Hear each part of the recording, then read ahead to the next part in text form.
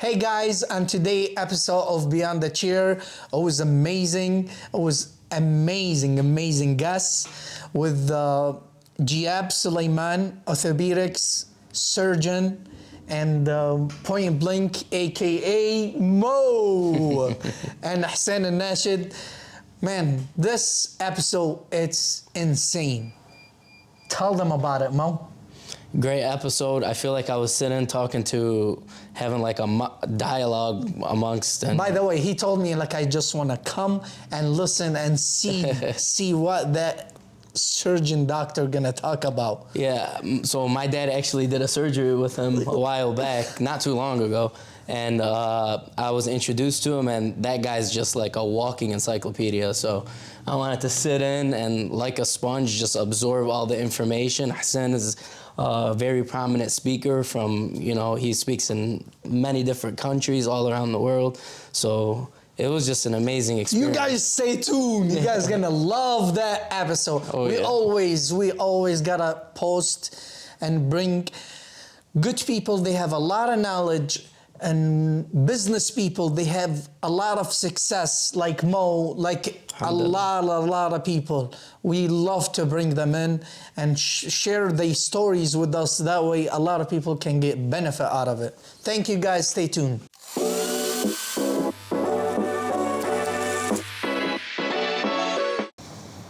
Hey guys, welcome to Beyond the Chair with Dr. Jiab Suleiman, orthopedics, bone surgeon. This podcast is gonna be long. We have a lot of stories. We have a lot of knowledge. We gotta get it out of him. So, Doc, what age you decided to be a doctor? Oh, I wanted to be a doctor since I was 14. And the reason is my father one day fell down, messed up his knee. And, back then, this is back in the 80s, couldn't find the doctor to see him right away. And I'm like, I didn't want to be a bone doctor. I wanted to be an eye specialist. But then as years went by, I went to school and I started checking different specialties out. I'm like, no, I love orthopedics. You just deal with this body part. It's too small, too, specialized. Bones, you just deal with the, so I switched. Okay. I switched to orthopedics. So I want to start, sorry Hassan. I want to start first with your doctor, career path. Yes. The journey. And yes, and then after that, I want to go what you do. But now we're going to start with. Well, I do a lot of things, T. I know. Yeah. I have a lot of questions for you. That's why. You do? Okay. That's why I want to go.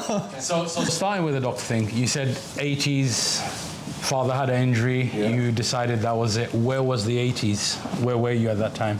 In the 80s, we were living in the West Bank. Okay. Yeah. So I was born here in Ohio, in Cleveland, Ohio.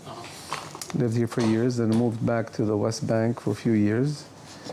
And my father, he used to come back and forth between the U.S. and the West Bank, visit for a month, come back here. And one day he loved to raise sheep and chicken and rabbits, typical, American dream. The American Arab dream.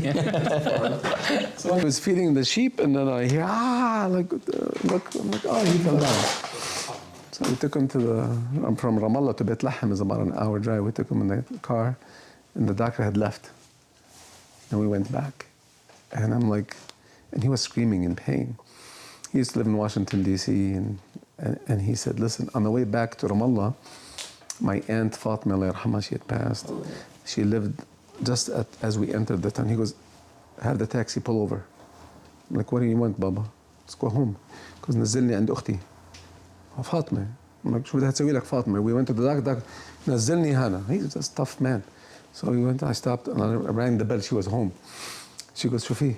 قلت لها, Hassan, أخوكي, he fell down. جيبوه. Bring him in. So we brought him in. His knee was like swollen. I was 15, I didn't know anything about this. Just put him, lay him down on the couch. She was into herbs. It's her thing. She was into herbs, this lady. That's his sister, Amtian. So she went to the kitchen, brought some stuff, put it on the head. I'm like, what the frick? She مالها مجنونة هذه? What is she doing? الله يرحمها. Allah yarham. And then we sat down for like 2 hours. The swelling started going down. And she goes, you go home, leave him here. I'm like, he goes, no, I want to go home. Took him home. She gave me the stuff. She goes, just do the same thing tomorrow, for a few days. Then his knee was perfectly fine. Subhanallah, it's amazing. So every time he got sick, he'd say, go ask Fatima. What should I do? He had heartburn. She'd give him some stuff for heartburn, But that's where this whole thing started. The original remedies. Yeah. Naturopath is something that's definitely been slept on. Yeah. But still, you need Of course. recent medicine, you can't give up, Like a balance. You can't have a clogged vessel in your heart and say, I want to do herbs, and then you end up dead from a heart attack. The sheikh never works, by the way. It's funny you say this. There is a khuri, you know what a khuri is, right? A priest. That I have a lot of friends. I went to a Catholic school growing up. So I went to, and I go back and forth a lot, so anyhow, I went to, I was seeing someone one day, he's a friend of mine, he goes, I have back pain, sciatica, like pain that shoots from the back to the leg, whatever, And I came, I said, go get an MRI. He goes, why? I went to the khuri, and he, kawani, you know what kawi is? Would they burn you? Yes. Yeah. Yes. That's a very old farmer's. Very ancient. So they burn them here and the ankle.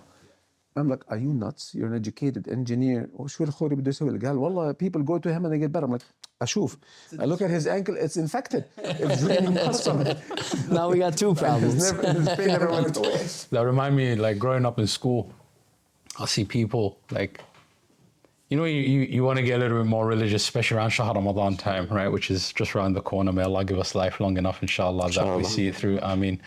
So they were walking around with miswak, and I'm like, why do you have a miswak? And he's like, Sunnat al-Nabi. I was like, yeah, but the Nabi was telling you just to brush your teeth, not the stick. So like, the remedy is obviously, back in the day, you'd go to the khuri because he was the man of knowledge. Back in the day, you'd go to the herbalist, he's the man of knowledge. Today, that's replaced with a doctor. About the miswak. Yeah. And Nabi, Allahumma salli ala Muhammad wa Muhammad, it says you can use 3 things in your life. Like, the time of you gonna be sick, it's very low. Right. Like to reduce sickness. Yes. Yeah. One of them, miswak. 2, kahlat al-ain, which, what do they call in English? They call it not mascara. It's like charcoal, but it's got to be made of charcoal. That's the key element in kuhl. Yes, you put it at night and you wash it in the morning. Yeah. And the third one, which hajama. Yeah. Hajama, the one you do it every 6 months. These, if you're gonna be consistent with it, it's very low, you get sick. It's like servicing. It's like a car, oil change, all the other stuff. Yes. This is the stuff you gotta do. keep maintained. Yeah. So, definitely. But now, how do you feel about that, Doc? I believe in cupping. Yes. Hijama is actually, it's on our Islamic history, yes. And I still encourage people to do it, I do it every 6 months. You do cupping? Yes. Yeah. But you have to have good people that know how to do it too. Yeah. Yes. Yeah. Somewhere, sorry to cut you off. I read somewhere that the Prophet ﷺ recommended you don't do hijama, I don't know about females, but for males, before the age of 21. Is there anything to that? Something to do with, if you do it before 21, there's something in your body that is still being produced. Definitely, I'm not the doctor in the room. But the good about it, like any black blood, it's not like a blood, blockage. it's thick. Doctor, explain it. Nobody maybe knows the how blood cupping poison. works, by the way. Nobody knows what the mechanism is, but it does work. It does help. I feel too good. That's what they say. That's what they say. But really, is there? So there's dry hijama and there's the wet hijama too. But most people here do the dry hijama. I do You do the wet blood. The wet one. Yeah. Oh, The they- one oh, with the really? needles, right? Yeah. I do it every 6 months. It's really, really healthy. Helps you. Really healthy. He's a strong guy, So I have a question. Yeah, He accepts any challenge. What's the craziest injury and you did surgery on? Like a person. It's a big question. It's loaded too. Now that brings us to what we've been doing in Gaza too, because I think the craziest were the worst injuries that I've ever seen in my life. Sorry to cut you off. Gaza, I want to bring it up. But that's where it comes from. I mean, here, see, as a surgeon and living in the West, and I travel a lot too, you know, and I've done surgeries overseas too, outside of war zones, you know. What is the worst? Someone breaks a femur, breaks a tibia, the bone is sticking out. But that's still nothing, honestly. Then you go fix them, and even if they have multiple injuries, other day a lady broke both her hands, some guys tripped on ice, broke the knee and broke the elbow. My brother was playing soccer there, in Novi a few months back, and he fractured his wrist. I had to put a big plate. It's not terrible, but they're bad injuries, but they're fixable. The worst, and I've said this multiple times, the worst that I've seen, and the people that go with me overseas to Gaza, I don't think you'll ever see anything like this. And I've said this before, if you went to Hollywood, had the Hollywood producers think of war, think of producing or making a movie, a horror movie with injuries. I have a lot of videos, by the way, because I document everything. I need them, Doc. At least I do, and I made sure, I'm in charge of missions. That will bring us later to Gaza. But so I tell the doctors that go with me or go without me. Like I had a mission just went in Thursday, 11 doctors said, document. Whatever you see, document it, because we need to know why, how, and these injuries, it's something you'll never see in your life, ever. That's where it comes in, you know? Those are the worst injuries. When someone has a shell blew up his leg and his chest is open, the brain is open, the eye is out, the vessels are exposed in the arm. Literally, this is real. This is real life. You have 6 surgeons operating on one person, you know? Those are the worst injuries. By the way, Hassan, thank you for coming. I really appreciate you're welcome. you. I heard the story from a doctor. He come here. It's amazing human being we're here. I don't think anybody gonna do, like a lot of good people, to be honest, just like him. When he told me the story about him, what he does, bro, it drive me crazy. Tell us the story. Let's start with Gaza, because this one, it's really hurt my feeling. Yeah, I think every one of us. How often you go to Gaza? As often as I can, as often as my schedule allows to. I went to Gaza the first time the war erupted in Gaza October 7th, as you know. Yes. And then, you know, there was a lot of mess. People didn't know how to get in. There was a lot of blockade to people to go into Gaza. In December, I was able to get in through Egypt, because that was the only access. So you go from Egypt or through Jordan? You go to Cairo, you fly from wherever you're at to Cairo, and then you spend the night in Cairo, and then from Cairo you go through the Sinai Desert. It's almost 10 hours. Did they give you a problem when you got into Gaza, or? No. Take us through the journey. Because here's what it is. This is Egyptian land. Okay. Sinai Desert is Egyptian land. The border between Egypt and Palestine or Palestine is, from the Gaza side, is Rafah. That's the border town. Rafah, it's like when you cross the Canadian border, you leave America, so you cross through the American customs people and immigration. Yes. Same thing, you see the Egyptians on that side. The other side, you're going to see the Canadians, right? Which is about 300-400 meters away, or a few yards. Same thing in Gaza. So you come to the Egyptians on the border, and then on the other side is the Philistines. Now, the trip from Cairo to Rafah border is a 10-hour trip. You go through 10 checkpoints that are controlled by the Egyptian intelligence, which is police, but they're mukhabarat, you know. So not like if Abu Zahra said, I want to go to Gaza tomorrow, can't. If Steve said, I want to go to Gaza tomorrow, you can't. When you go to Cairo, you land, you get on the taxi. The first checkpoint is called the Nafaq, the tunnel. That's the main checkpoint, the first one. It's in Egypt still. It's about an hour outside of Cairo. Police stops you.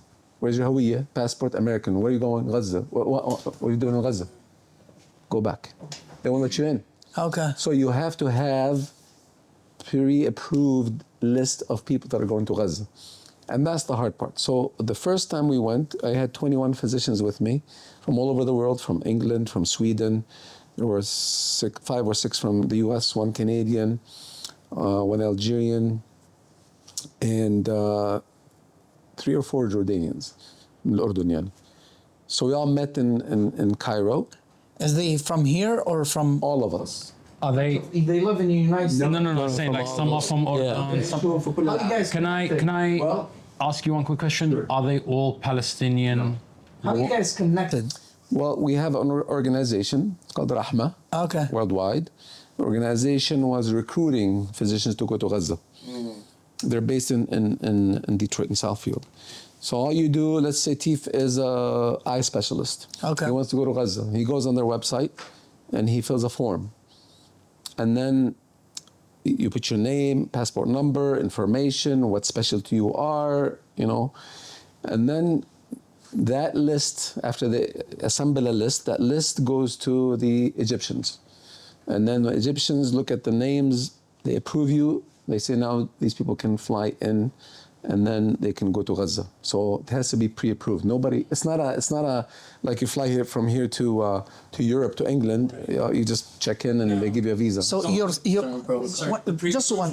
pre-approval, is it done by the Egyptian authority, by the Palestinian authority, or by the Israeli entity? Question is very loaded. It's because Wallahi, your question is loaded, man. So here's the funny part. Technically, it's a good question, but it's a very loaded question. Okay. And this is a very smart question. Technically, you're in a sovereign country. It's called Egypt. So if I'm flying to Egypt, which I've flown to Egypt many times, and I have a lot of Egyptian friends. I've flown to Egypt many times. You fly in, you're an American, I'm an American. I have no other passport. You give you a visa, you can stay for 3 months, extend it and leave, fine. So technically, when you fly as part of a mission, sovereign country, the Egyptians should be the ones giving you the clearance. In reality, that list goes to not the Palestinian side. They don't care about the Israelis. Okay. The Israelis vet the names, because what happened in one group that wasn't with me, but I know some of the guys, they blocked them from getting in. I'm like, why? The Egyptians should not block them from getting in. Well, one of the people that were traveling was very active on social media and always, posting against Israeli genocide, this, that, and the other. And they were a very vocal guy from England, actually. He came from England. So when he landed in Egypt, in Cairo, I was in Gaza.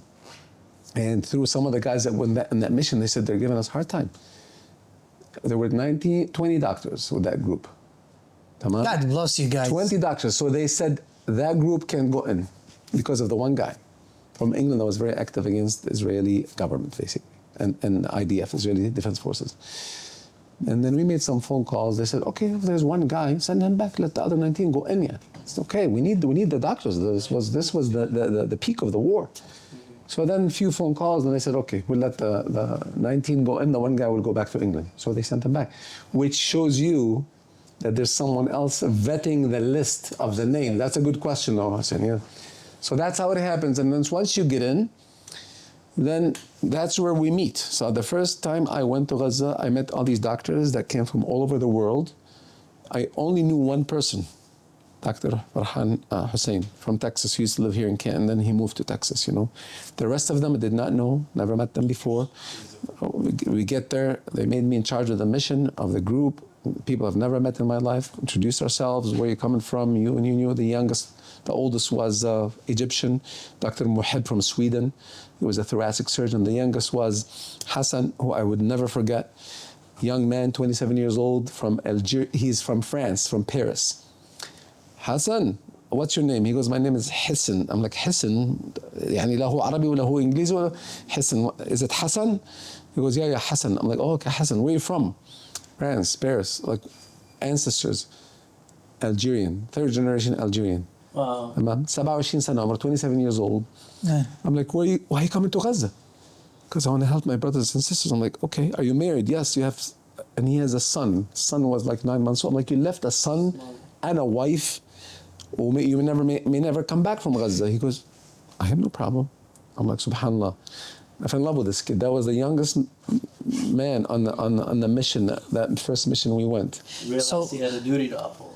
Yeah, but I mean, you know, and you have a little baby at home. Doc, so what keeps you motivated and you want to continue to help? Like this one, it's my yes. I have risk your life. You're right. You got grandkids small. Yeah. What keeps you like motivated? I'll tell you. Here's the. I really want to hear that story. Sure, I'll tell you something. You have to understand, if you're a human being and you're a humanitarian, there's a lot of human beings that are not human beings. Being a human being and bombing innocent people that are living in tents or homes, literally, I'm telling you, innocent people. You know, some guy is selling chicken, all right, in his store. A 6-story building goes down, kills everybody in the building. This guy survives, comes to the hospital. He's got injuries all over. What are you doing, Muhammad? Doctor, ببيع دجاج. Or selling chicken. He doesn't have missiles, he doesn't have rockets, he doesn't have a weapon, he's selling freaking chicken. And the whole family, his whole family is gone. His whole 6-story house, everybody's dead. They're gone. Tamam? That's not human. Tamam? So, having said this, and okay, we're tied to the region for whether you're Iraqi or Jordanian, you're Syrian, Lebanese. Some people think, oh, because you have ties to the Middle East, and you go because you have ties. You're an Arab, you're a Muslim, you're a Christian Arab, whatever. I mean, doesn't matter. Doesn't matter. Let me- Even American or anybody. If you get a human being. Let me tell you this. I've had a Sikh, an Indian from Canada, that went to me on a mission to Gaza. He's not Muslim, he's not Arab, he's not even tied to the Arab heritage or culture, he's not even married into this culture. The man is a human being, he's a spine surgeon, neurosurgeon. Yes. But why are you going, Dr. Singh? I want to help in any way I can. A white lady from Washington State, anesthesia doctor. I said, what do you do? She wasn't with me, but I saw her in the hospital, the European hospital. I'm like, what are you doing here, Mary? Oh, I came to help. And this is in the midst, the peak of the war. You go in, you know, you may never come back. Yeah. You know, bombing hospitals, bombing cars. You know. We've seen all the videos. So there were a lot of, I wouldn't say, like most of the mission will be physicians from all over the world. They're either Egyptian, Iraqi. Dr. Muhammad Tahir, Iraqi, spent 7 months, just came out of Gaza just recently, just like a few weeks back. He spent 7 months, did not want to leave. He's from England. I don't know if you've heard the story. Muhammad Tahir is an amazing guy. 7 months, he left his job, left his wife, left his family, his mother, and did not, he said, I'm not leaving. He didn't leave, he stayed there. You know, he just left like 2 or 3 weeks ago, he just left.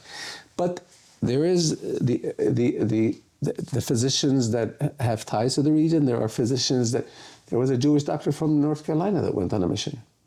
Wow. A Jewish physician. He went with us on a mission to Gaza. So to answer your question, basically, it's not about, so what takes you to these areas, I have a friend, Sam, he's Syrian, Attar, he's a professor in Chicago. He went with me the first mission, amazing guy. He says to me, Jiab, I was in Ukraine twice during the Ukraine war, this time period, because Ukraine has been 3 years almost now. Yeah. Because Jiab, I went to Ukraine twice. I have not seen what I've seen in Gaza in Ukraine. I'm like, you're joking, right? You're kidding. He goes, no, I'm telling you, these injuries, I didn't see it. In Ukraine, it's an army against an army, you know? So you can imagine, you know, the extent of injuries different war. from what this guy is telling me. I didn't go to Ukraine, but I've witnessed the 2013 war or 14 war in Gaza. There was a lot of injuries. I used to bring them some patients here. You can't travel every day to the region. How is that war different to this war? Oh, this is more destructive, way more destructive, this war. Do you think the destruction is to do with the types of weapons that are being used? Because see, I follow political news. Wars interest me, not for any other reason except that we grew up in wars, right? Most of the Arab diaspora has grown up in wars, right? In Ukraine, or let's say, for example, if you go back to the Balkan Wars, or if you look at Vietnam, the Vietnam might not be the best example just because of the napalm that was being used, etc. But what you're speaking of is conventional weapons in Ukraine. Okay, so these are weapons that the UN and all the other countries have agreed that these are weapons that what we say in the United Kingdom in the law, I don't know how the terminology would be here, but it's called reasonable force. So if you're threatening me with a nuke, I'm going to threaten you with a nuke. That's a reasonable force. That's a deterrent. If you're attacking me with tanks, I'm not going to instantaneously start to drop bunker buster bombs on you, because those bunker buster bombs were, by convention, agreed to be used to destroy bunkers where enemies are hiding, enemy combatants, I should say. So in Ukraine, the weapons that are being used, they're coming out strategically. So for example, now hypersonic missiles, etc. It's a response to what is my enemy using against me. Ukraine is now attacking me inside Russian territory. So now I'm upping the ante somewhat. In Gaza, none of that happened. You have October 7, a group of people decided that enough was enough. Let's, speak it as it is, right? Enough is enough. And they decided that they're going to make a stand to protect their people. Now, it went from, let's see the escalation on the Palestinian side. It went from throwing stones at Merkava 2 tanks, which were coming to take my home and destroy my land and my olive trees. Now, when I up the ante, and again, I'm not a Hamas sympathizer, I'm just looking at weaponry and what weaponry is being used to respond to it. So we went from stones to people now actually entering your kibbutz with AK-47s and whether we're saying at what point do you justify now that you're using these weapons which are designed specifically to be used against military personnel, military targets, military equipments, and you're using them on civilians who don't even have a roof over their head, they're living in a tent. With that in mind, and I really don't want to take you there, but what is the one injury that keeps you up at night? Because I've seen war. So, first, this is a very strong military, army, navy, has the best weapons. They have a lot of technology. The most advanced. We all know this, and these weapons, you have F-16s, you have tanks, and what are you fighting? There's no military. You're not Ukraine versus Russia. You have a military against a military country against a country, right? So and I've witnessed this when we walked into. Let's go back a little bit. We get to Gaza, Rafah border. When we finished the Egyptian side, a couple of 100 meters, we were on the Palestinian side. Our luggage is being checked, and suddenly the power goes off. So I asked the guy next to me, "What happened?" He goes, "Welcome to Gaza." Like, what do you mean? Because sunset, there's no electricity. If you're lucky, you'll find a house that has electricity. If they have a solar panel that have purchased a long time ago, there's no electricity in Gaza. Like, okay. About 15, 20 minutes later, boom, something like shakes the ground. I'm like, Abu Yusuf, what was that? Because, Doctor, أنت خايف? Are you scared? I'm like, no. It's not about being scared. It's just that I'm not used to this. I don't live in a war zone. Mm-hmm. I live in Canton, Michigan. I've lived all my life in the U.S. and I've never witnessed a war. I've never lived in a war zone. So what was that? He goes, that's tanks. Sunset, tanks are non-stop, constantly bombarding from the east to where we're at. We're in Rafah. It's 10, 15 minutes where we'll be in Khan Yunis at the hospital. He goes, this is how it's going to be. He asked me again, are you scared? But to be honest with you, no. To be honest with you, I feel at peace. Amazing peace. وكأنه في ملاك فوق راسك وبقول لك ادخلوها بسلام آمنين. Misr, this is what Allah subhanahu wa ta'ala said about Misr in the Quran. You're right. ادخلوها بسلام, and I'm like, where that comes from, I don't know. But you feel it, you sense it inside of you. Literally, I'm not exaggerating this. And if you ask any physician, and I've been in meetings and events all over the U.S., and every person that had spoken before me and after me had mentioned this. They said we had this peace, طمأنينة. You know what طمأنينة is in Arabic? It's strange how you feel, and you're in the midst of war. Literally, this is like a kilometer away from you. And I've seen it because once you go in and you drive into the Gaza to get to the hospital, European hospital in Khan Yunis, it's constant bombing, you know. So what are you bombing? Homes, tents, displaced people, people in the streets. You know, you have 1.5 million people that were living as these are displaced. They displaced them from the north to the south. They said, move. We have to clean up the north, and then you can come back when we finish. Of course, this took 15 months almost, till the ceasefire 20 some days ago, and then people went back to their homes, which there's no homes. 80% of these homes are gone. There's no homes. So that's what you live. So the amount of the number of injuries, one, the type of injuries you witness and see, not just from an orthopedic perspective as a bone specialist, but every specialty. Okay, we had Dr. Samer Kharma. He's Jordanian. Tamam? This man is a specialist in the reconstruction of the eye. He doesn't do cataract, he doesn't do LASIK. He is a specialist in eye reconstruction. تمام بيسموه oculoplastic surgeon. There's very few of these. He's one of a kind in Jordan. So he was with us. So one day, about these injuries, the worst injuries, one day I'm sitting, and of course your life is in the hospital non-stop, 24/7 you're in the hospital. You're wearing scrubs, you go lay down, Doctor, قوم, شو في injuries, you just go back. And we were housed in the School of Nursing. The Red Cross was on the 3rd floor.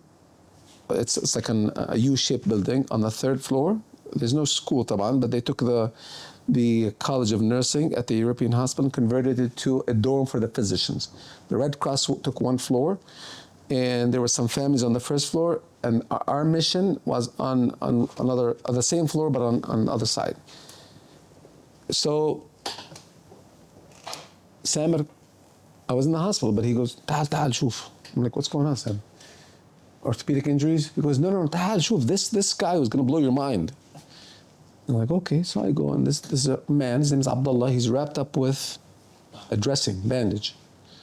You see nothing from him. His head is wrapped completely. You see nothing, no face, no eyes, nothing. From here down, he's fine. Samer tells him, Abdullah, tell Dr. Salam, this is our the chief of the mission. هذا دكتورنا المسؤول الوفد تبع المشن. Tell him what happened to you. I'm like, Abdullah, can I record you? He says, yeah, تفضل دكتور سجل. I turn my phone on. I have videos of this. I'm like, شو مالك? دكتور, أنا كنت قاعد بالبيت. I was sitting in my house with my family. Suddenly the house comes down. تمام? He doesn't know anything. He's laying under the rubble for 5, 6, 7. He doesn't know. He was still alive. Under the rubble, 6 stories. Wow. Tamam? So he says to me, I can hear people speak in Hebrew, which is the soldiers, but I can't move. I'm under so much rubble. And then the voices went away.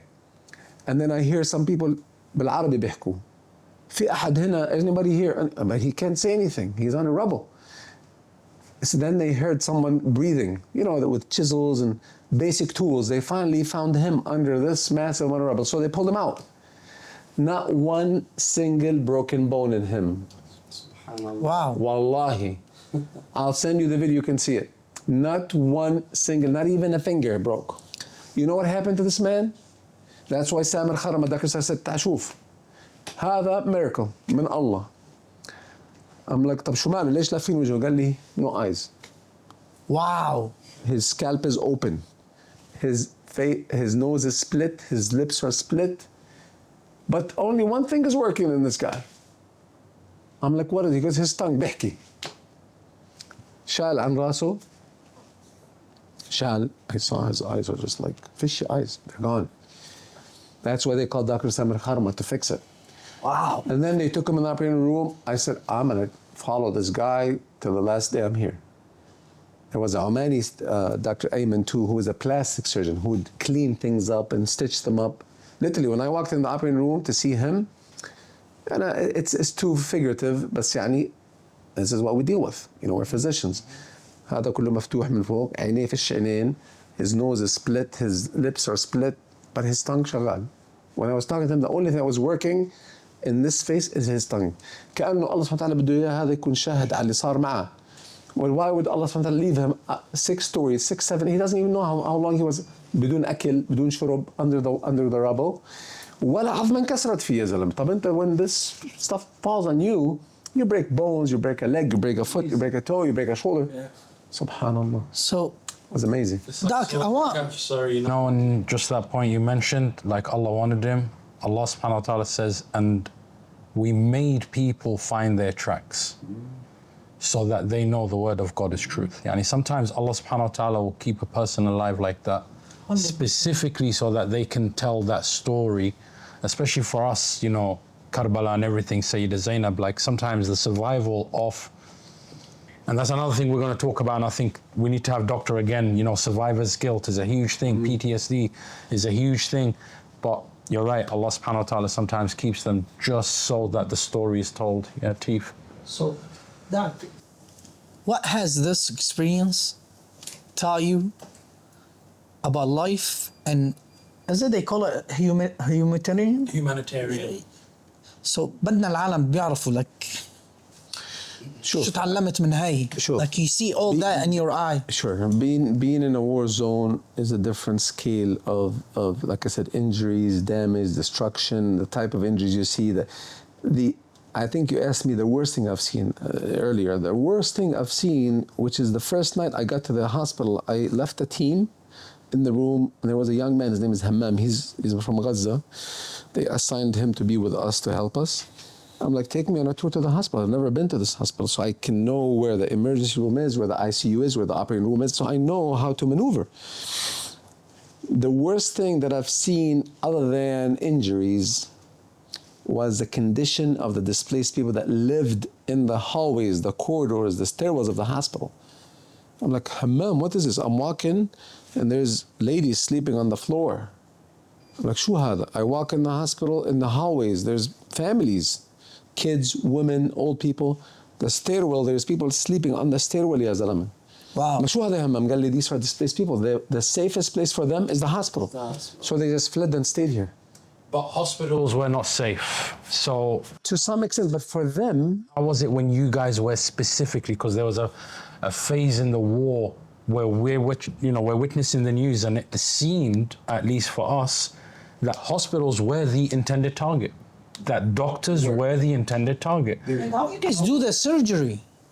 It's tough. It's tough because. What about the tools, like all the machines? You guys, goes off. I know, but how? Like, I just. So safety-wise, hospitals. Listen, you have to understand.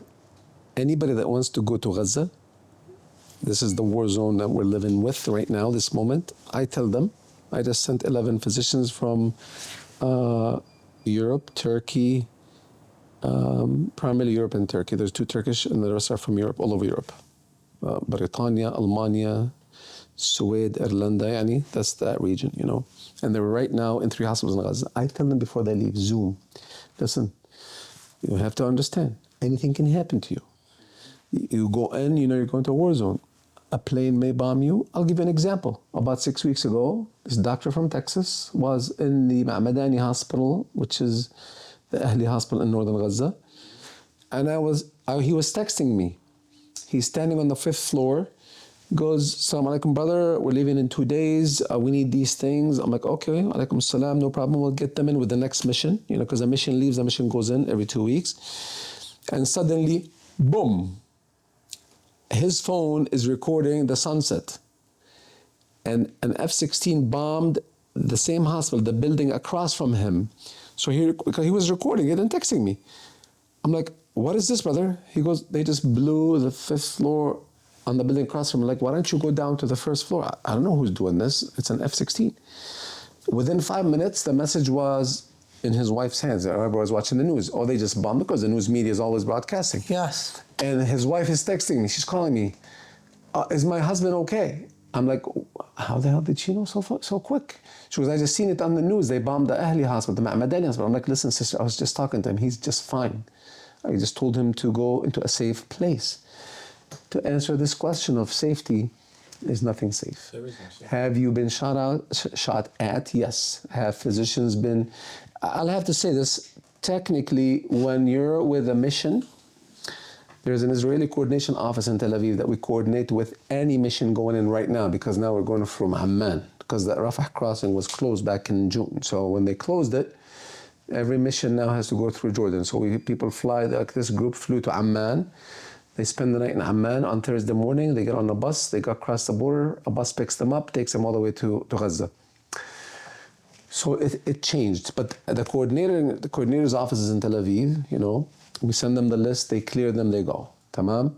So technically, according to the coordinator's office, it's called the COGAT in Tel Aviv, they tell us that if the military has to attack an area, or they're looking for someone in a hospital, or they have to notify us 24 hours before, which has happened before. They would tell us, now we're going to this block, a missile was shot from Khan Yunis from block so and so. So if you have any doctors in that area, evacuate them. No, wait. That has happened, and they will send the map to us too. Let you know. But it has happened too, where the College of Nursing, which houses the Red Cross, the physicians from other missions, was shot at from a quadcopter. A bullet about this big was lodged in the door knob as you enter the building, and the glass on the floor was blown up. You know, I didn't see this, but this kid Hammam said, "Come, I want to show you what happened earlier when you were operating." Yeah. I'm like, "What are they shooting at?" There's little kids in the front of the building playing, little kids, because their families are living in the hospital, so they go play in a open area. I'm like, "Who's shooting at them?" He goes, "Probably some guy in a tank sent a quadcopter and just shot some bullet." So to answer the question of safety, you have to understand, we do things the safest way, but it's not 100% guaranteed. It's not going to be safe, yeah. So when you go, and you know, anything can happen to you. But like I said, we also, because he says medical missions, we care about the physicians that go in. You know, we know it's a war zone, so we do things the safest way. You know, the safest way. You're talking, Doc. So I was asking you this question because I lived in war. When U.S. came to Iraq, I lived all of it. But I never seen like same in Palestine right now. So usually when they hit or like plane hit, they target only Pacific areas, and when like all the American soldiers and the army, they came around us, they never hurt anybody. Mm-hmm. I don't want to say it, like in our area where I lived, they come and they didn't bother anybody. They were going after a target. Yes, they go. Typically, that's how it is. That's how it no, is. but over there, what we seen, they target hospitals. They target like. That's why I buy you here. Like I want to understand how the people live over there. It's blowing my mind. I want to paraphrase the question because we've had this conversation a lot, and I think this is what we really want to ask you. Was there do you think the war would have been different if it wasn't the Biden administration that was governing? Because see, America's been to war everywhere. We've been in hell. If the moon had people on it, we'd be in war there too. Sure. But we still do have a way and a process of doing that. You're right. Right? So in Iraq, for example, a lot of the military people during Saddam's time decided to put down their arms because they realized, hey, we don't need to have this fight because we actually do want change. Mm-hmm. So they had the option to put down their arms. Those who actually decided, no, we're not going to put down our arms and we're going to fight. And Fallujah, for those who lived through that, would know that Fallujah was like probably the most atrocious thing to happen in the 2003 Iraq war. But even that, in comparison to the most basic thing we hear coming out of Gaza, is like... I've seen a lot of children. That's what hurts. So do you think, again, had it not been Joe Biden at the helm, do you think that the Zionist entity would have not been as atrocious in this war? I don't think it would have made a difference. It wouldn't have made any difference? Decided we're destroying Gaza. That's it. It's a military, and it's not just. I think it's. I don't want to say it's a one-man show, but literally, when you fire, you have a war cabinet. You know that you agreed to attack Gaza and destroy. Okay, hospitals. Hospitals are Hamas hideouts. Well, you know what? You have a lot of physicians who are not locals that have been to Gaza. Dr. Matt Gilbert is a famous man who spent 16, 17 years in Shifa Hospital, has lived in Gaza and worked in Gaza, and he's not an Arab, he's not a Muslim. And he testified in many, many, many venues that I've lived in this facility, I know it like the back of, there was no, there's nothing in it. And they're not stupid to put missile launchers under a hospital. They're not that dumb, you know. Anyway, so the hospitals were targeted, you know. Up to recently, I had 2 physicians in the Indonesian hospital in northern Gaza about a few months ago. They were the last to leave, and they leave, we're gonna bomb. We're like, what are you bombing? You bomb the CT scanner so you can destroy the CT, so it's functionless, we can't use it.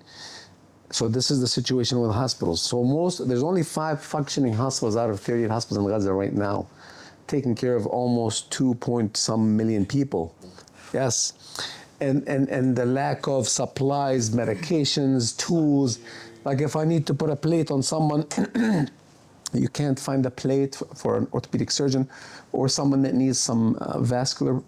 Lot of things are missing in the. Now, hospitals are one. Schools. Why would you? There's no schools in Gaza. None. No schools. Universities. They're all destroyed, blown up. Literally, there's no universities. Even churches. Why would you bomb the church? 400 people died in the Ma'madani church. Why would you bomb African church? Yeah. You know, that's housing innocent people in the church. There are Muslims and Christians. There is Christians in Gaza too. You know, there are Christians in Gaza, not that many, but there are. So why would you do that? And then the tents. Okay, like these are displaced people. You know, a tent. If you lit anything next to a tent, what's going to happen? Let alone sending a down a missile on it. And you burnt kids, women, old people, you know. So but that's what you see.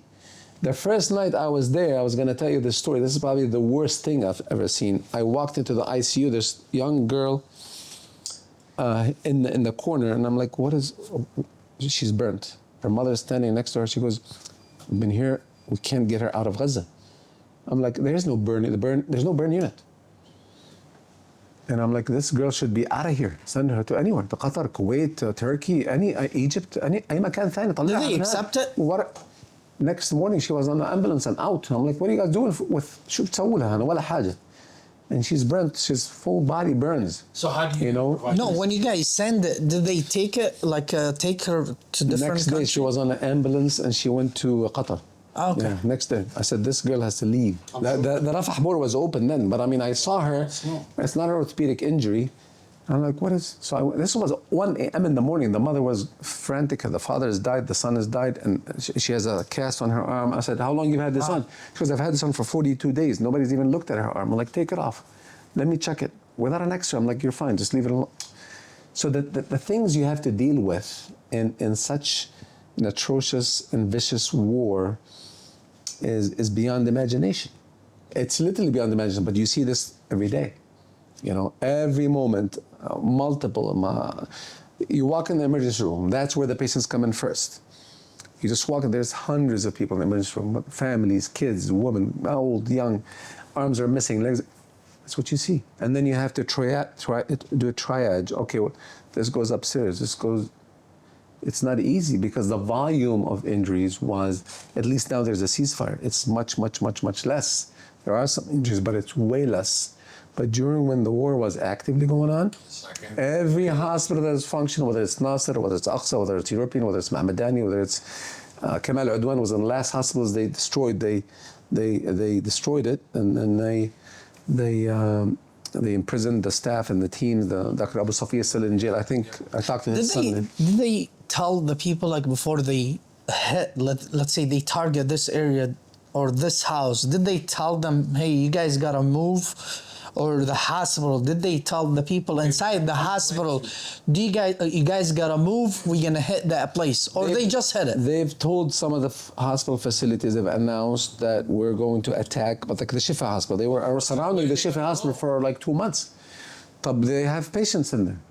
The Ma'madani hospital, which this is just recent, about 4 weeks ago, they kept telling them, we're gonna attack what? They have They had to roll patients on the stretchers, on the beds, or walk outside with the IV poles. Yep.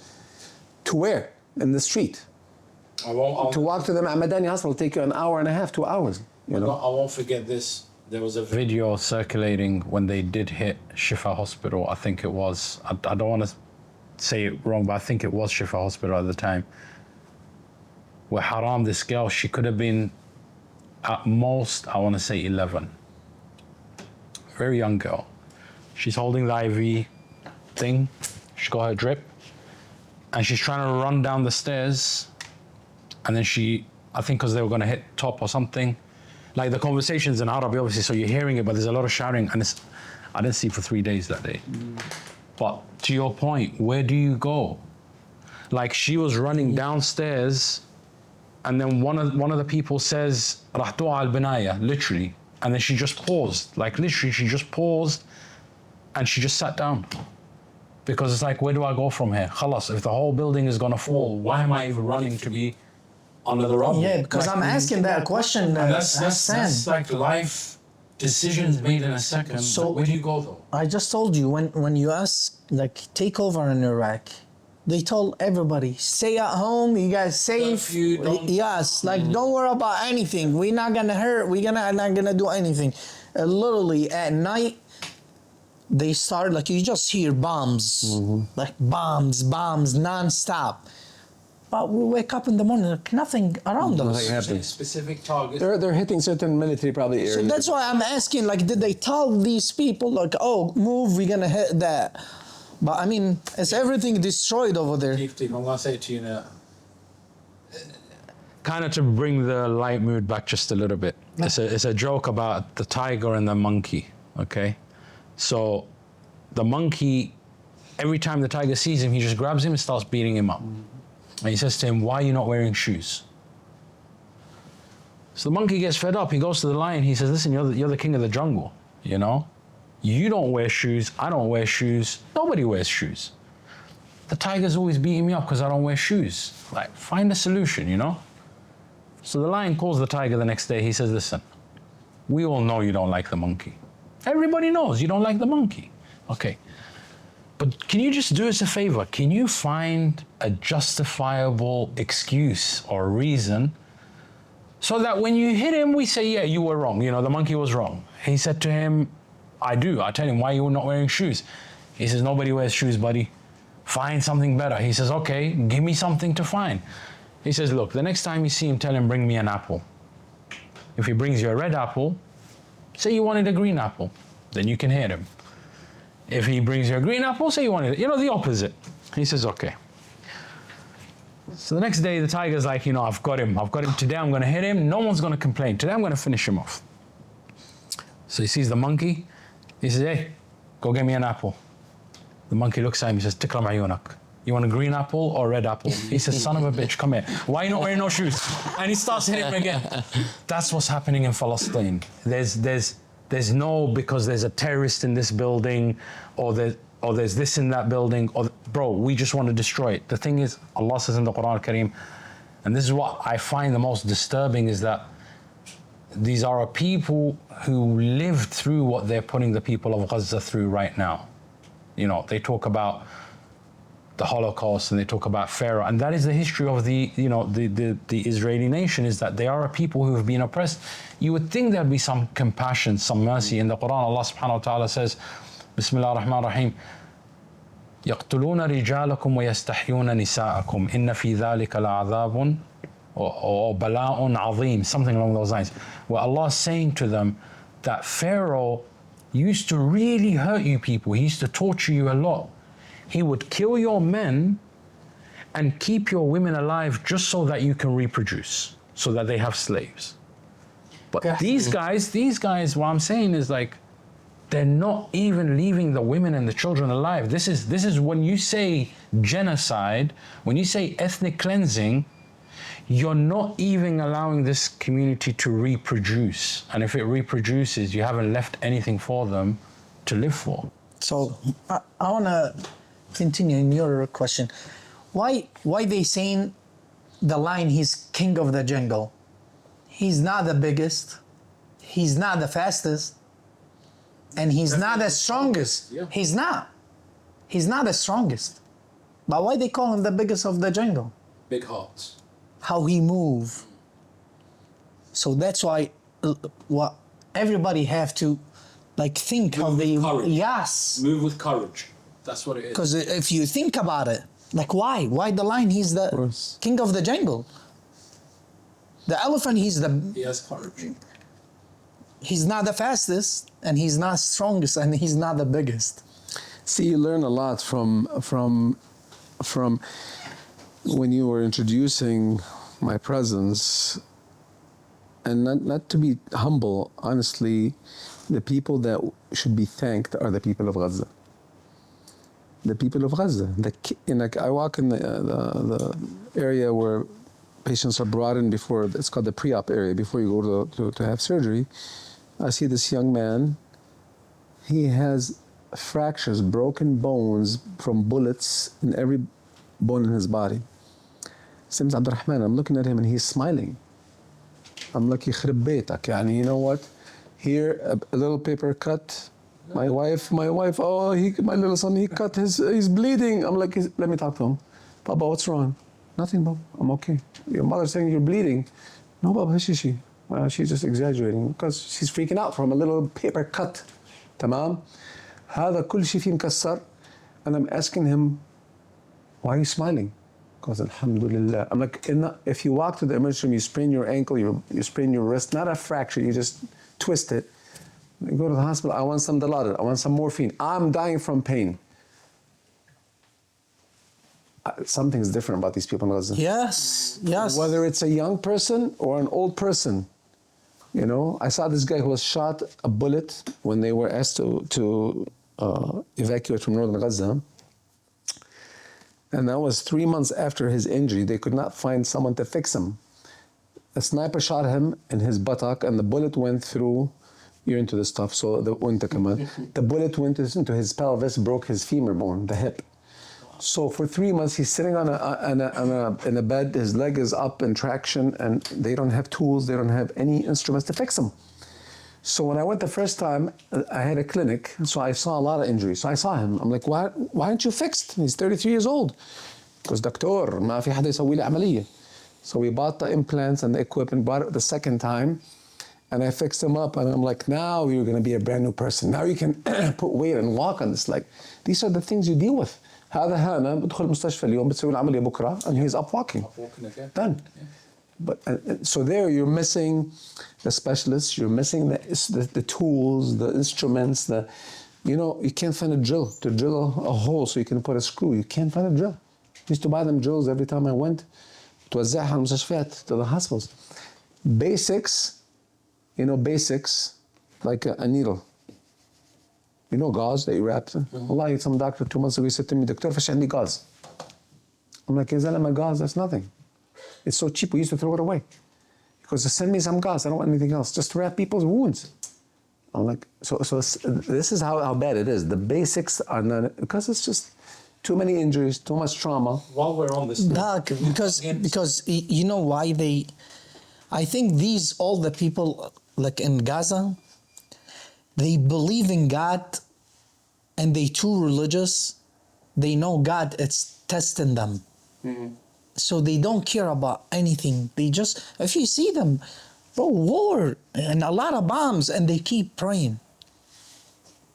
So faith is a big part of this. Yes. And it can't be just faith. It has to be yes, it has to be عقيدة, صلبة, it has to be, we all claim we have faith, we all claim we're Muslim, we pray. I mean, I met this German lady 2 months ago in Amman. She was coming on a mission with us, and I'm like, Nicole, she's blonde, blue-eyed, Almani. I'm like, where are you going? She goes, listen, I want to go help. Tamam? And then when these people go in and they come out and they see this, they're not Muslim. This lady became Muslim, هاي الألمانية أسلمت, from what she's seen inside. Yeah, Allah Aslamat, she came out as Muslim. Because they don't, why? I mean, if this happened to me, my husband is gone, my kids are gone, and I'm like saying, Alhamdulillah, but sallu, you know, whoever's left from the family, you know, and this happened to a lot of people in Gaza. Yes. A lot of people in Gaza. We have 60,000 that have been, you know, killed, and there's still people under the rubble that we don't know how many, maybe 100,000 have been martyred in Gaza, you know, a lot. And the injuries are in the tens and tens, more than 100,000 injured patients. We have 21,000 patients with no legs or arms, amputees. Because of the extent of the injuries, they've lost their legs, one or two arms. Wow. Literally. 21,000. I seen like that, but not these injuries. This is statistics, and we're trying to get those limbs to get them out, get them in, you know. So there's more than just you seeing a patient and taking care of them momentarily, and then you leave in 2 weeks because someone else comes back. These are lifelong, life-lasting. Other than the mental trauma. The mental trauma, you know, we have psychologists now going on, psychiatrists going with every mission because people are suffering from mental issues now. You know, they've seen their whole family get slaughtered in front of their eyes. 100%. You know? Has there ever been a moment when you were in Gaza where you felt like you had to make a necessary decision for life or death? Relative to you or maybe your medical personnel? There has been multiple times, but we did like maybe 3 or 4 situations where 5 or 6 physicians and the blood is being transfused because of the chest wounds. The chest injuries were so massive. You know, the patient was bleeding nonstop, and they ended up dying like next day. But you just do your best. You don't give up on anybody. You treat them. You do the best you can. You try your best. Do your best, even though the injuries are so massive. This one patient that I was telling you about now, the anesthesia guy, Dr. Abdurrahman, he's from Toledo too. He's Egyptian, but born and raised in the US, went with us. Really amazing man. And I'm like, Abdurrahman, this guy's not going to make it, doctor. He goes, Inshallah khair. But they're transfusing blood nonstop, and they give him blood is pouring out. They give him blood, and we're all operating on him, you know. Do you guys take the medicine or the tools for the surgery, or they have it there? Typically, on every mission that had gone through Egypt, we've taken stuff with us. Typically. So we take the stuff that we ask them, what do they need? And not just from orthopedic standpoint, but every specialty. And we take the stuff, we take what we can with us, let's say it that way. Okay. You know? And then as far as medication, we took medicine with us. Now we buy medicine, we send it through too, you know, but still everything is in small quantities, small amounts, scarce, because the volume, even now, though there's a ceasefire, but still, you know, you don't have enough antibiotics, you don't have IV solutions, you don't have... How can people help if, for example, let's say now we in the US, Europe, you know, how do we get involved? You guys are going out there, you're doing the real work. How can we support you? That's a very good question. You know? I get asked this question a lot. We have many ways people can help. You can be anywhere, in any country in the world, you know. We have an organization. Basically, we are aware of all the needs of. Can you say that name that way? Yes. Everybody It's knows. In the description It's called Rahma Worldwide. So the organization, basically, I'm in charge of the medical stuff for the organization. I do medical missions. I organize the medication, the supplies, whatever. So I'm in touch with all the physicians, the heads of departments in the hospitals that are left in Gaza, the 5 of them.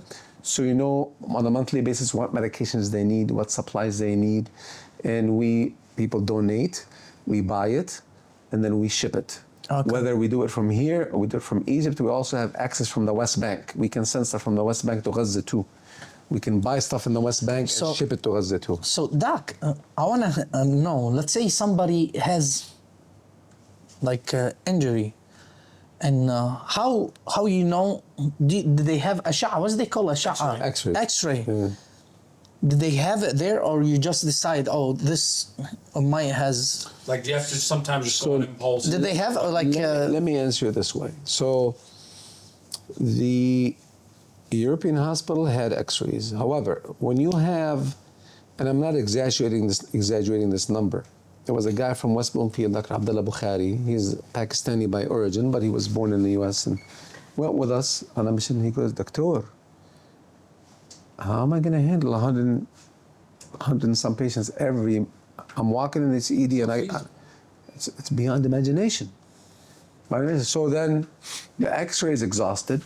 you know, because how many, most of them are injuries to the extremities too. You can't take, it's impossible your X-ray department can't handle as much injury. You know, So you just Sometimes you just. there's a difference. I should just say there's a difference between war triage and regular hospital. War triage, like if a civilian came to me, a civilian's injury is not necessarily going to be an open wound. So I can't see his injuries. I need to use these machines to tell me what's going on. But in war, when you come to me and I can see open leg, I can see open chest, I don't need an X-ray, I can see your ribs. The bullet wound went right through, you got a 1 inch open there. I could see it, I don't need an X-ray. So sometimes they have to bypass that. But then it's like, man, how much can you say? Like it's different. Aqsa Hospital. When I went the first time, we toured the hospitals just to see what they need. And they had a long list of patients that needed surgeries, but they would need an X-ray to operate on them. I'm like, what are you waiting for? Well, we're waiting for an X-ray machine. I'm like, that's never going to happen. Ship them. So then I brought all those patients to the European hospital by ambulances.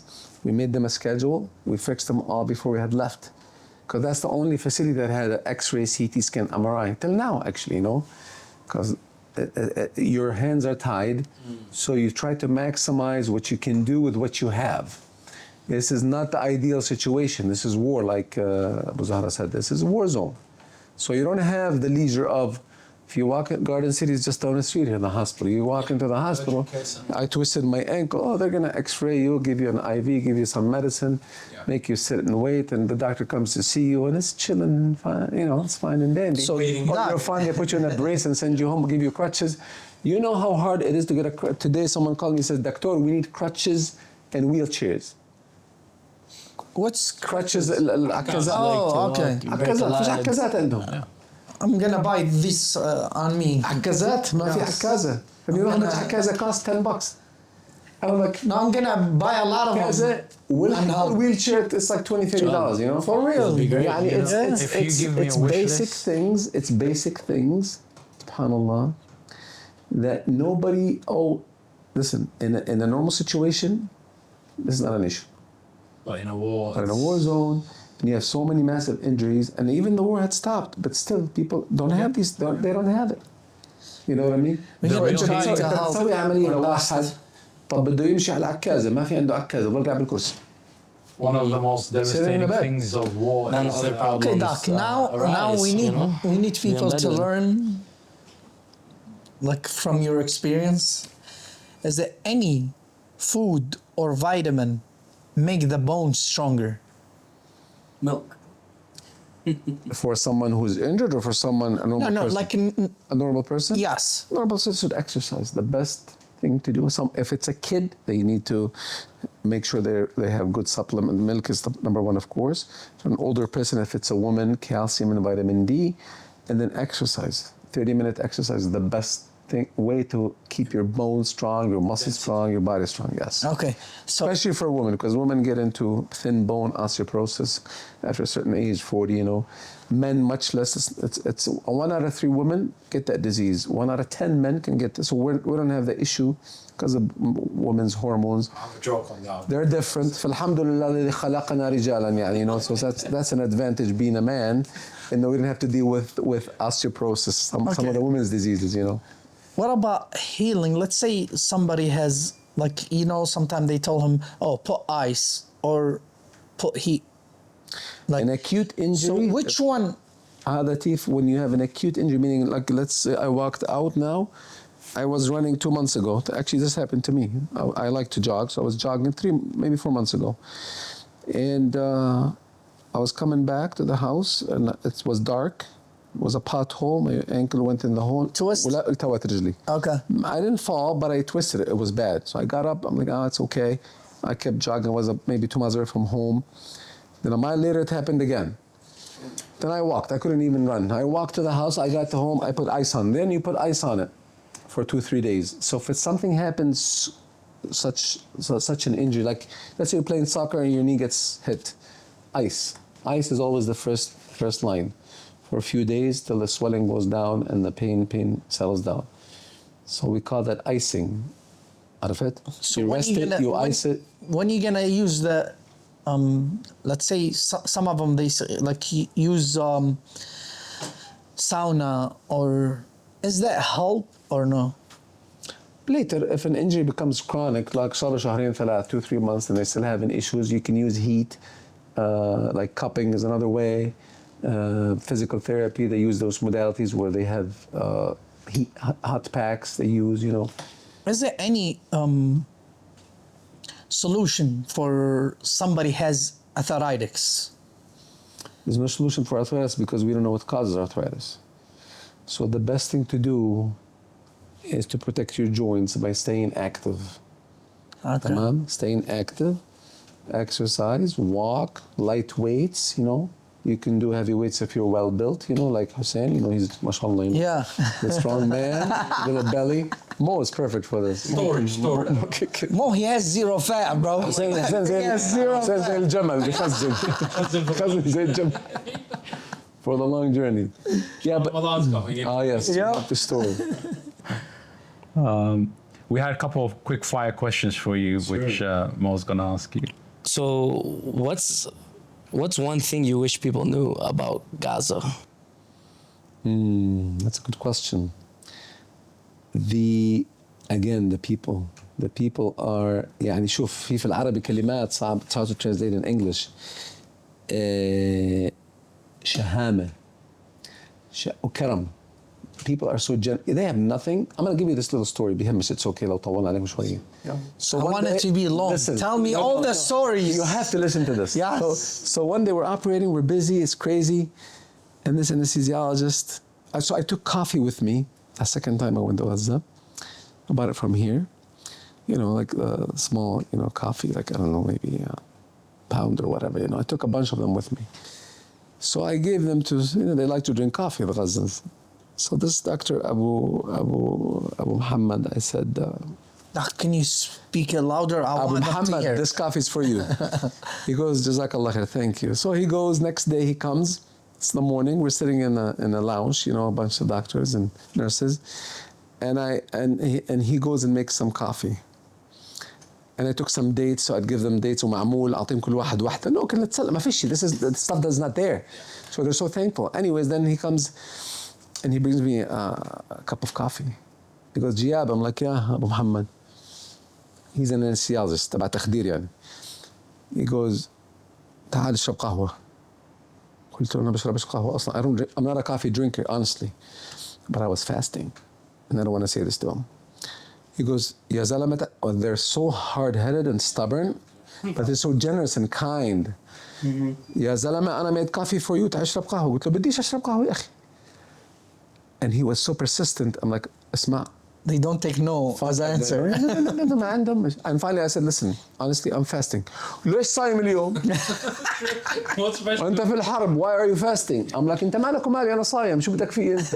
ما في شيء أكل.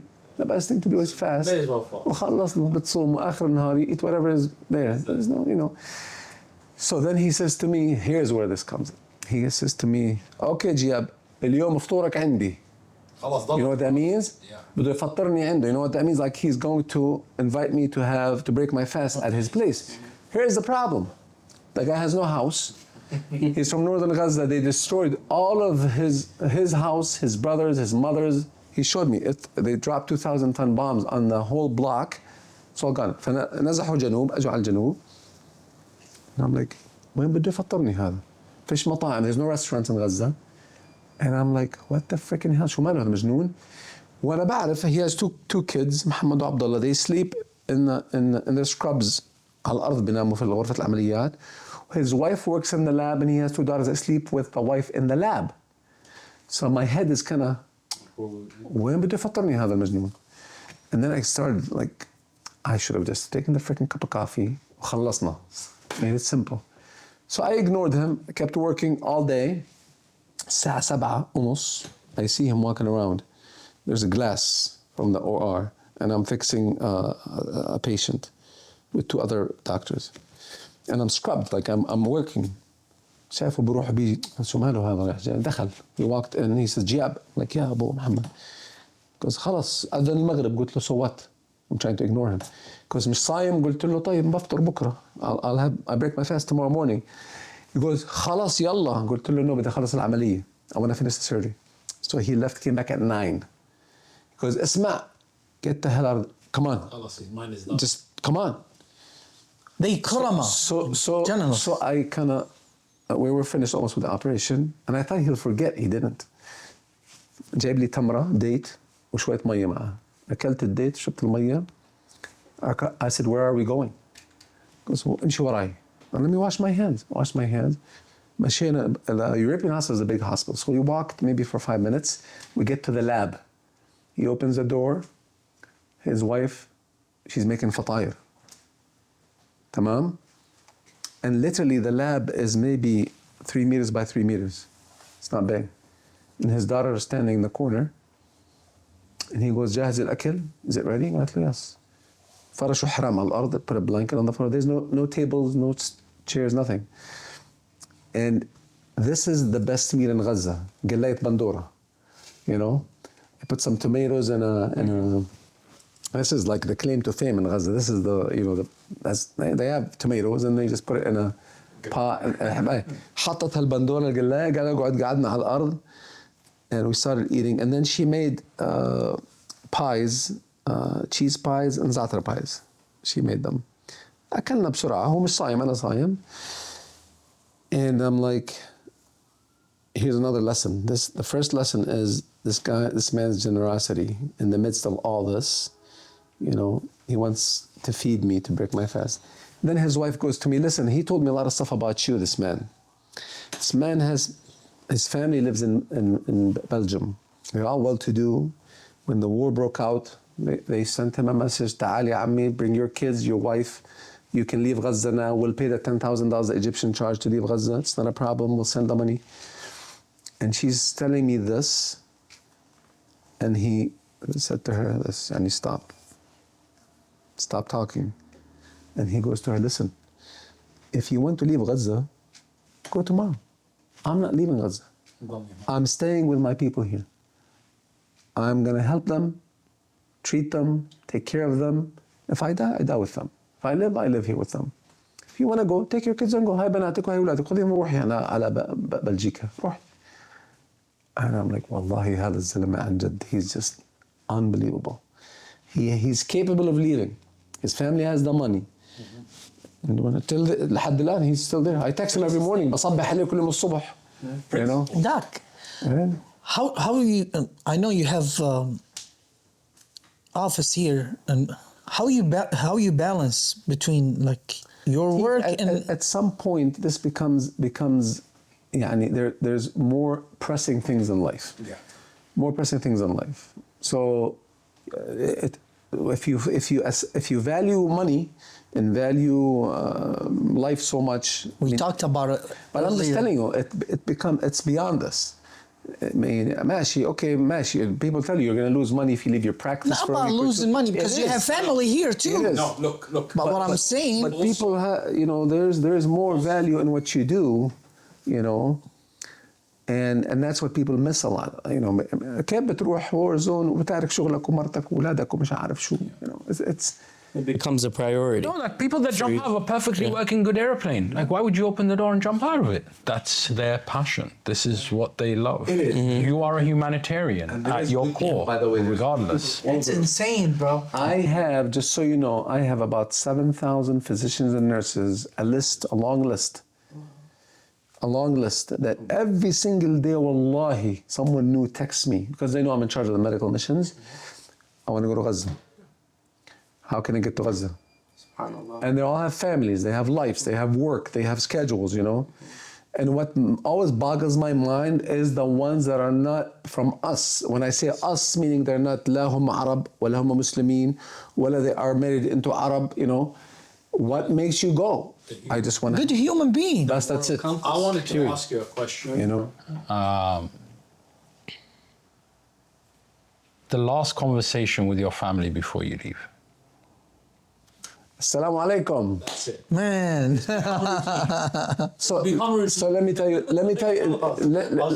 you this. I have to say this because, you know, so when the war broke out, I was in Denver, Colorado. Okay. I was at a conference. I woke up Sunday morning. You know, it was 3 in the morning, which was 5 in Michigan. The war has already broken out, whatever happened, October 7, and I'm almost, the first thing I was doing, I wake up, أقول بسم الله, أشوف التلفون الأخبار, what's going on in the world. تمام؟ في العراق, في السودان, في اليمن, في وين ما كان, all over the world. That's just how I'm raised. You know, my dad raised us this way. Always make sure you know what's happening, you know.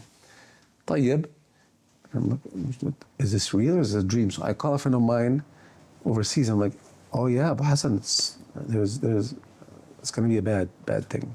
طيب. I flew right here. Then war broke. بلش massive destruction and bombings ومش عارف شو. And my wife goes, what are you waiting for? You're a doctor. Go help. روح. خذ أغراضك. Wow. خذ لك team. From the next day, I'm like, Muna, I'm Hassan. This is not. It's not like I'm driving from Canton to Dearborn. No, there's a lot. You have to. It's not. It's not an open border. You can just fly in and get a visa and walk in. I went to Iraq. I went to northern Iraq, southern Iraq. عادي تأخذ فيزا وتدخل على العراق وعادي. So no. عمان نفس الشيء. Turkey, same thing. Europe, anywhere you want. I went to China. China صعبين مظبوط. Chinese, they had to vet me for 3 months. جننوني. But I have a 10-year visa. But the worst are the Chinese. The worst are the Chinese. The worst. 3 months وأنا أترجى فيهم عشان أعطوني فيزا. في 1991. المهم. So it's not easy. And finally, when I got, here's what happened. I was operating on a Thursday. The president of Rahma calls me. He goes, Doctor, he sent me a text. Please call me urgently. I'm like, something must have happened.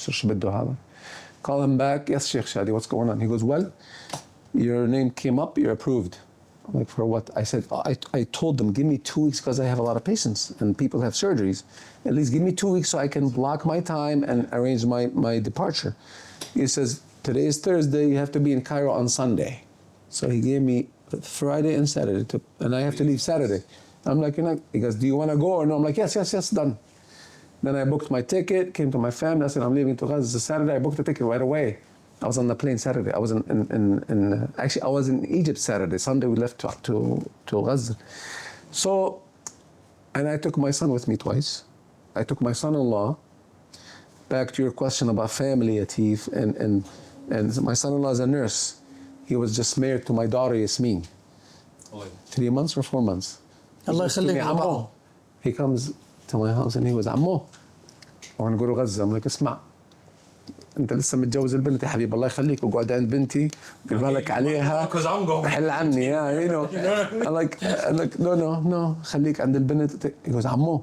And he's like a bee. Get every day. عمو, I want to go to Gaza. I need to go to Gaza. You know. So I made sure he went to Gaza too. Because my daughter wasn't too happy. But there is something about Gaza. Despite all the atrocities and all the pain and all the suffering, something beautiful came out. The beauty is that the true face of Zionism was exposed by the resilience of the Palestinian people. Because see, I loved your answer to Muhammad's question when he asked you, what's one thing you want people to know different about Gaza? And really, when we say Gaza, we mean Palestine altogether, right? From the river to the sea. And you said you want them to know the people. And I think the Zionist entity has been very successful in demonizing the Palestinian people, whether it is that they've been demonized in the Western media or even within the Arab communities, you know. I've got a lot of Ghazawi friends who, you know, they tell me their stories about how they had to move from Gaza, how much they had to pay to get out, get across the borders. And in every single story, the worst treatment that they met wasn't actually by the Israelis. It was by the Arab countries that were receiving them, right? Whether it's the Egyptian tent crossing borders, I've got a whole video conversation with my friend going through, where they keep asking for bribes. And you're like, you know, I'm trying to get out of Gaza where I have nothing so I can build something, and already you want to take everything I got. So the Palestinian people, at least for me, and I don't know if I can say the same for everybody else, but typically when you say someone's a Palestini, it kind of always had a little bit of a negative to it, you know what I mean? Whereas they are the smartest people, some of the best doctors in the world. I believe the youngest female doctor to ever graduate or a heart surgeon was a Palestinian girl, right? I think 16 years old, right? So we, and I speak in the collective because it is a deep part of our identity as Muslims, the first qibla before anything else. When we say Palestine today, those borders are kind of, you know, placed by, you know, post-colonial, post-imperialistic world. But when you go back to the people of Palestine, they are the Arab tribes. You know, when you actually go into Palestine and you ask, min ay aila, min ay bayt, some of them go back to Bani Hashim. You want to go back to, you know, Mecca. You've got those who go back to Iraq. You got those. So it's not like the people of Palestine are just a people that we can X and say, oh, they're not part of us. No, they are us. You know, it's the heritage. And I think we should take a moment to recognize the media smearing campaign against the people of Palestine, because that's what they want to do. If I'm going to kill you, I have to demonize you, right? But this war brought out the beautiful resilience of the people of Gaza, of the people of Palestine. When we see a mother where, you know, her building just got dropped on all her children, and she comes out, she says, Allahumma lakal hamd. And people, like you said, what is it that moves a non-Muslim, non-Arab who, you know, I've got friends from Alabama that talk to me about Palestine, right? So what has moved all these people? Because, and again, I can't speak for everybody else, but I grew up in the ranks, I want to say, right? So my earliest childhood memories would be at the age of 4, my dad taking me for a protest for Palestine, you know? We'd get beaten, we'd get whatever. Growing up in London, that was consistent. Wherever we were in the world, my dad will always take us, protest for Palestine, protest for Palestine. So I grew up like most of us, you know, knowing what Palestine is, but we were the advocates. And I can tell you, I don't like to give away my age, but I could tell you for at least 20 years, there's been solid work advocating for Palestine. Didn't even change the dial a millimeter, I would say. But this war is actually in our favor, I would say. We've come across as the victors. We've still got our land, we've still got our dignity, we've still got our lives. You know what I mean? And inshallah, the future is going to be built stronger, better. Inshallah. Definitely not what Trump's saying, but a strong Palestinian future for us, you know? This whole situation, a key, I think, I'm going to give you this story. A patient, 93 years old, tamam, white lady. I swear, wallahi, if you ask her where's Palestine on the map, she won't know. She was my last patient in the office. In the thumb area, I go to a town, it's called Cass City, you know, small town. But there's a lot of, you know, pro-Trump people in the rural areas. Fine, عادي, ناس محترمين, طيبين, they're good people, good-hearted people. So she goes to me, I heard you're going on vacation. I'm like, no, Kathy, I'm going on a medical mission. And I was leaving 2 days later. She started crying. I'm like, why are you crying? She goes, you're not going to Gaza again. I'm like, I am.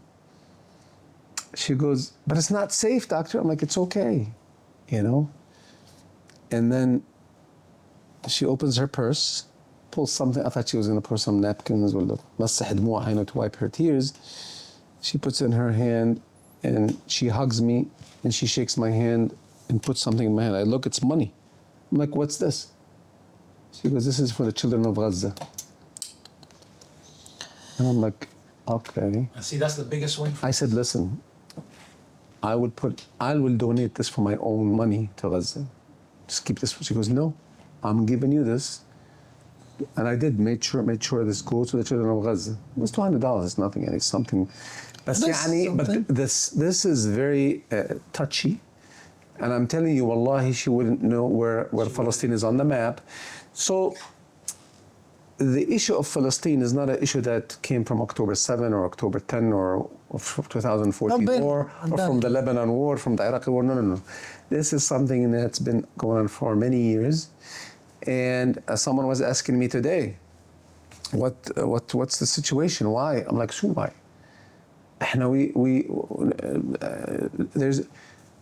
We agreed to have a state at some point, right? Where is the state? ما فيش state. Where are rights? And then you took so much land, more than you've ever taken. So I was telling you about the Oslo Accord earlier. You know, this accord that they signed, and they brought Arafat. Arafat was a terrorist. He became an angel. حطوا لي زي and they gave him the land, and they raped more of Palestine. I have a family. And you're talking about ancestors. أنا my ancestors. أنا بحكي لك عن حالي جياب سليمان. تمام. I have a cousin who lived in Denver. رحمة الله عليه قاسم. He did a family tree. He spent 13 years of his life traveling to the archives in Amman, Turkey, Ottoman Empire, Egypt, Saudiyin, from his own money. I have the tree. Our roots go back to Sayyidina Hussein alayhi salam. This is not a fake news or something we're making up. He traced, traced, and Hussein al-Tannash. He was, and then he couldn't go back. Then he started traveling to find who is Hussein al-Tannash's father and his father and his father. We can trace our ancestors. وانت جايب لي واحد من ألمانيا ولا من نيويورك سيتي حطيت لي إياه in my grandfather's house and this is yours. I'm like, come on.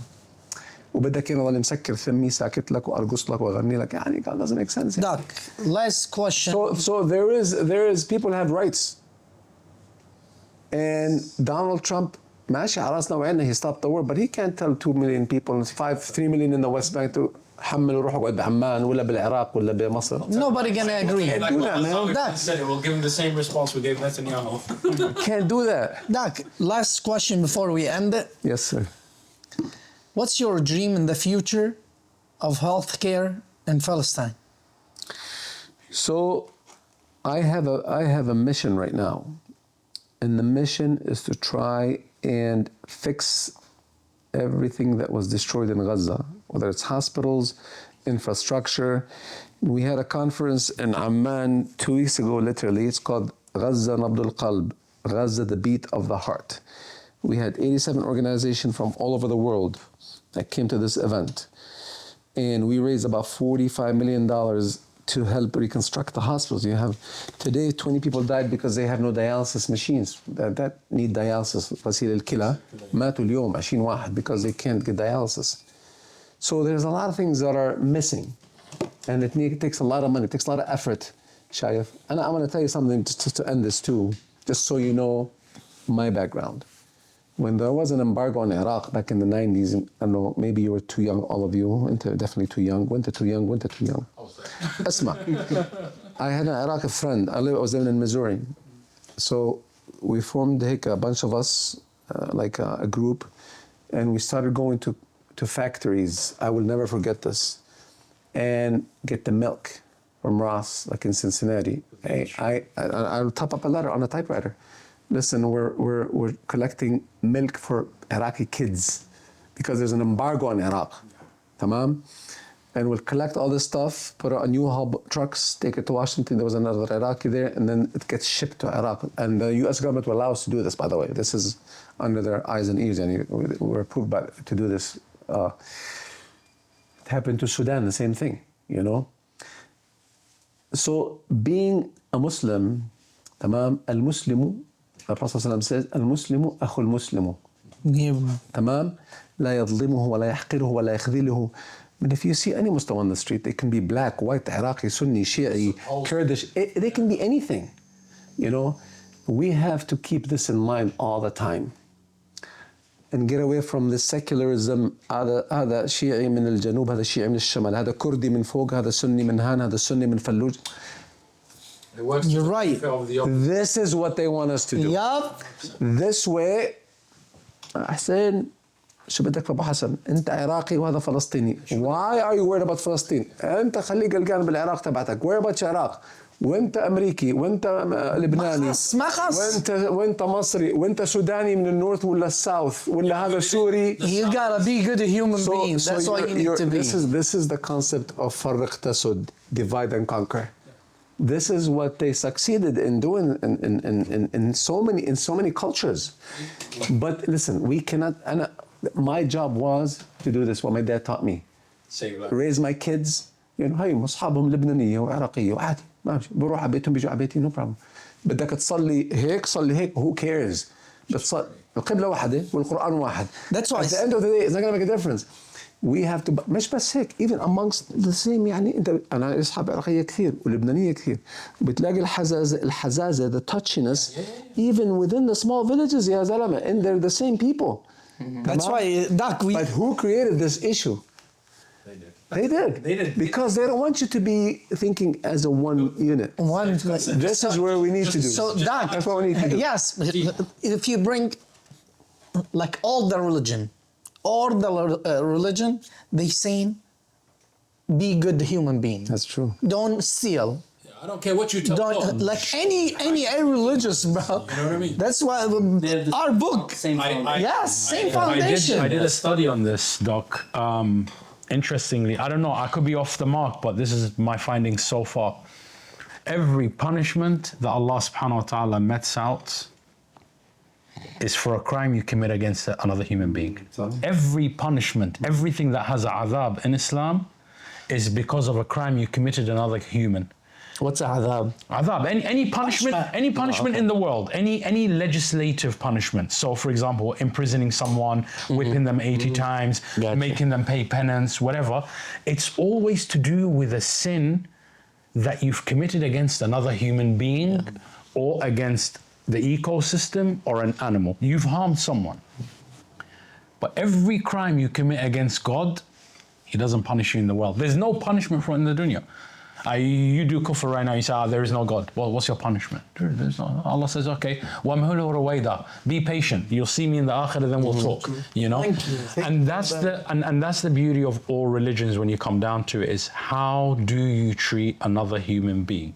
That's Absolutely. it. You know, if you pray. That's why it's الدين المعاملة. I was telling T because before he goes, الدين المعاملة. Islam did not spread by sword, by the way. Islam spread by how the Muslimin, they went all over the world. You know, they did not cheat. They went to Syria, they went to India, they went to all over the world. They did not cheat people. خلاص. عاملوا صح. تمام. And then you see there's a, yes. SubhanAllah. Doc, thank you for coming. Oh, really you're welcome, appreciate you. حياك الله. Like a lot. It was nice to meet you. Sharing all the stories and all your knowledge. Well, my pleasure, T. And we're gonna do one again. Because I didn't finish. Inshallah khair. Thank you so much. I really appreciate Thank you guys for coming. Thank you guys. See you guys. Series with him will be like the Fast and Furious. I swear. 20 now? We appreciate you, Doc. So much that you do. And people do need to know. Yes. Platforms like this help us to put out the good word about what's happening in our community, what do we actually get up to. And I think there's so much more we've got to ask. I was showing Muhammad, I was like, which question should we? I don't think we've got enough time, but because everyone loves Gaza, all our hearts right now are connected to Palestine, and you are a bridge and a tunnel that takes us to what's happening there. Questions you guys have, share my phone number with Yes. And also any way that we can support, 100%. as not just us, but as the community. Yeah, of we're course. gonna do it. Yes. And guys, we are going to trying link to help, like how you help. Yeah. We're gonna put the link and just tell us what's in the description, inshallah. A lot of people love to help. Jazakumullah khair. Wallah, thank you so much. Thank you so much. We really appreciate you, Doc. Thank you. حبيبنا.